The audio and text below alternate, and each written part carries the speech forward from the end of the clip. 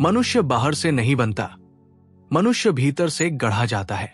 तुम अपने जीवन में जो भी बनते हो उसका बीज पहले तुम्हारे मन में पड़ता है। तुम जो सोचते हो वही धीरे धीरे तुम्हारी पहचान बन जाता है। लेकिन ध्यान रखना, यह सोचना कोई हल्का विचार नहीं है। यह सोचना तुम्हारी चेतना की दिशा तय करता है। अगर तुम्हारे भीतर डर बस गया है तो तुम्हारी हर चाल डर से भरी होगी। अगर तुम्हारे भीतर शंका घर कर गई है तो तुम्हारा हर फैसला अधूरा रहेगा। और अगर तुम्हारे भीतर प्रेम, साहस और विश्वास है तो तुम्हारा जीवन उन्हीं गुणों का विस्तार बन जाएगा।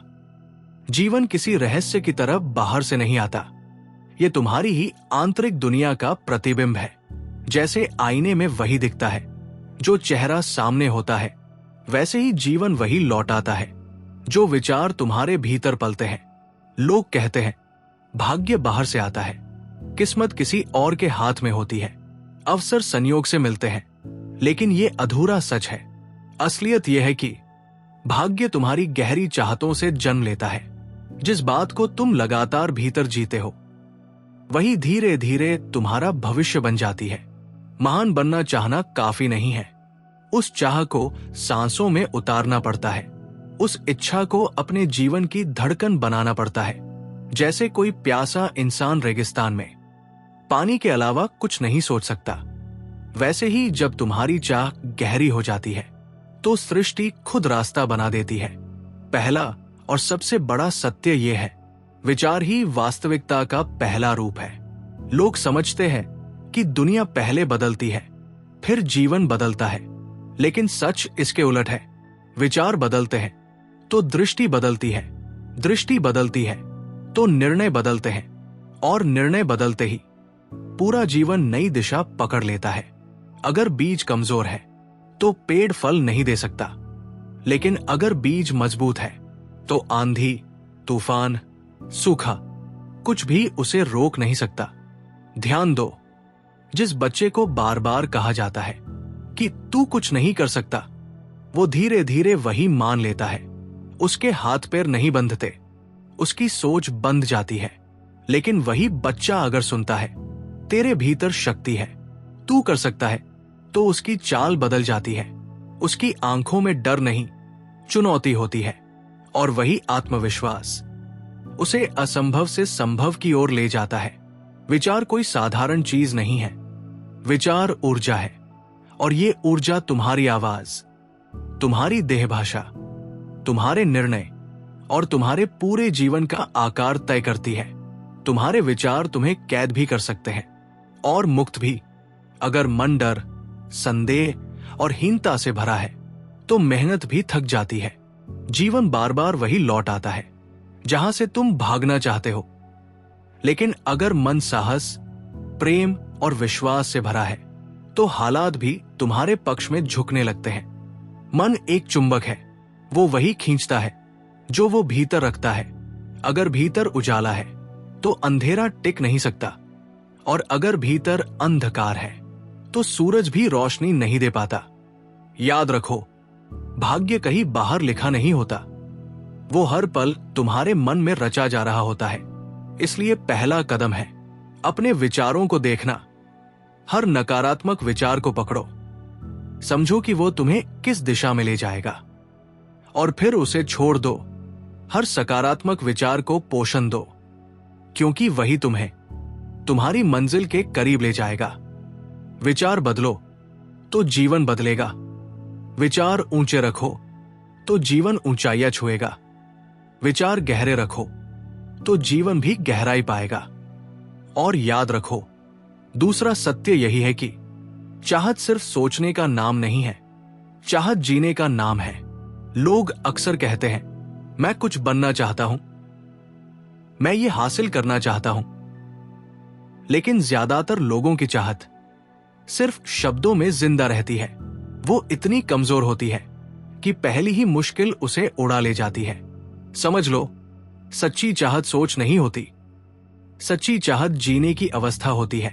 अगर तुम्हें कुछ पाना है तो तुम्हारी हर धड़कन उसी लक्ष्य की लय में धड़कनी चाहिए। जैसे कोई प्यासा इंसान रेगिस्तान में भटक रहा हो।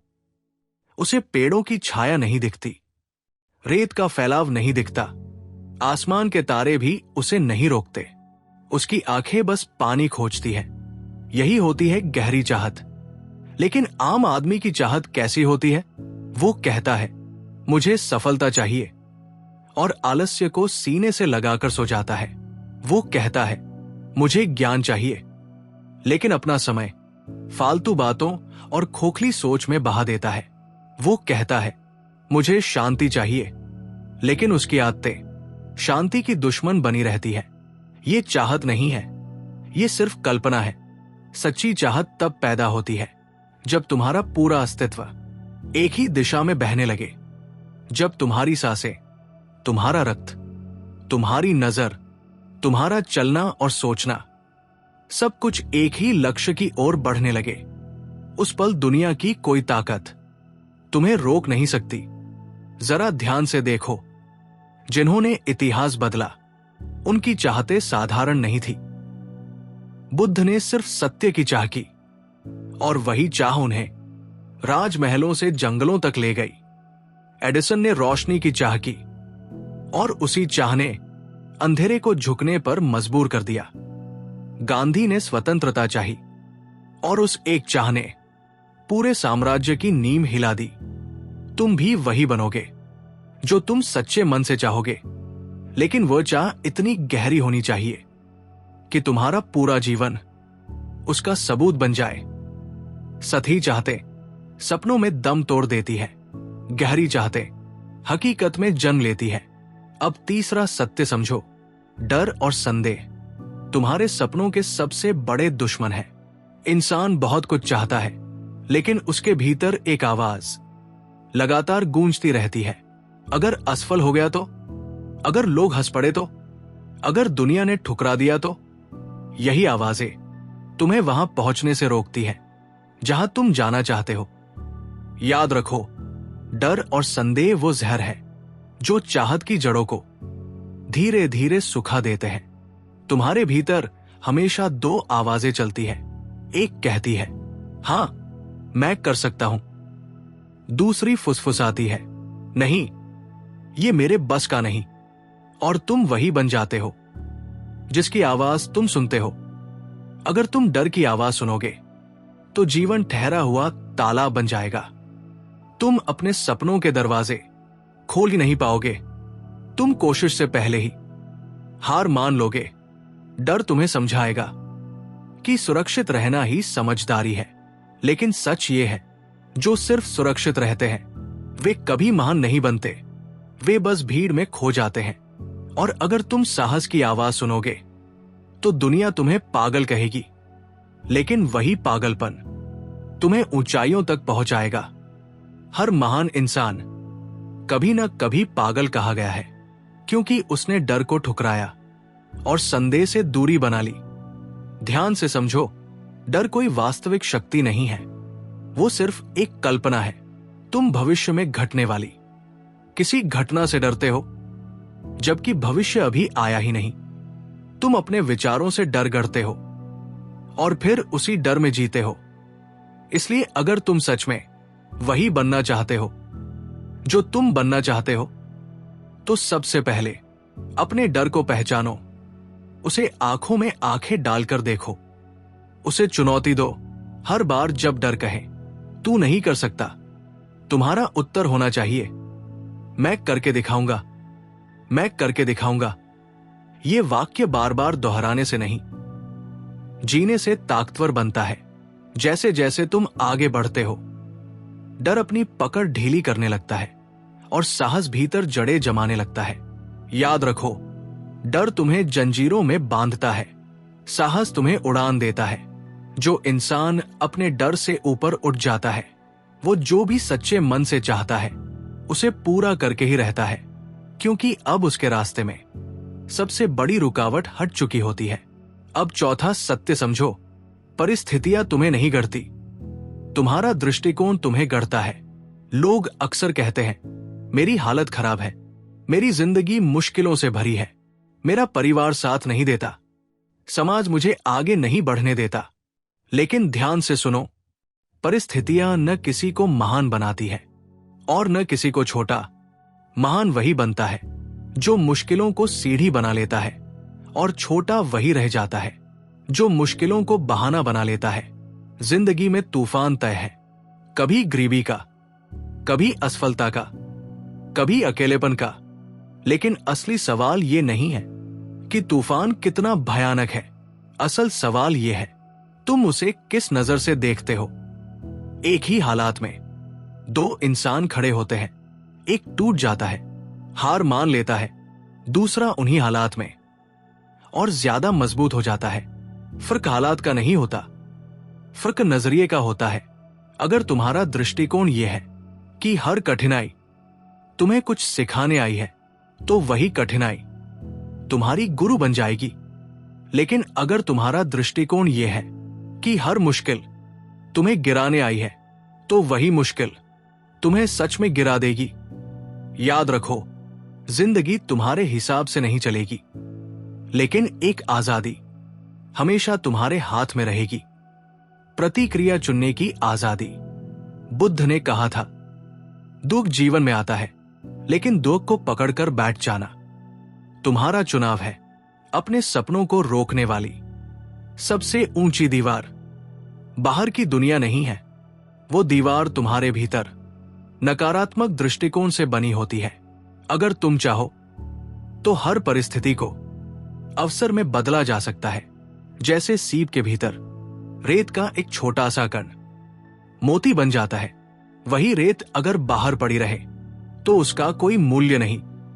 सीप ने उसे ठुकराया नहीं, उसने उसे स्वीकार किया, संभाला और रूपांतरित कर दिया। तुम्हारा जीवन भी वैसा ही है। परिस्थितियां रेत के कण हैं। अगर तुम उन्हें सही दृष्टि से अपनाओगे तो वही कण तुम्हारे जीवन के मोती बन जाएंगे। इसलिए अगर तुम सच में वही बनना चाहते हो जो तुम बनना चाहते हो, तो सबसे पहले अपना दृष्टिकोण बदलो।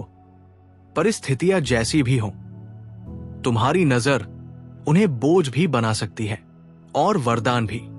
अब पांचवा सत्य समझो, अनुशासन ही वो सेतु है जो चाहत को हकीकत से जोड़ता है। देखो, चाहत रखना आसान है। हर इंसान चाहता है, कोई अमीर बनना चाहता है, कोई सफल, कोई शांत, कोई महान। लेकिन चाहत अकेली कभी मंजिल तक नहीं पहुंचाती। चाहत को सच में बदलने के लिए एक सेतु चाहिए, और उस सेतु का नाम है अनुशासन। डिसिप्लिन के बिना चाहत बस एक खड़ी हुई गाड़ी है।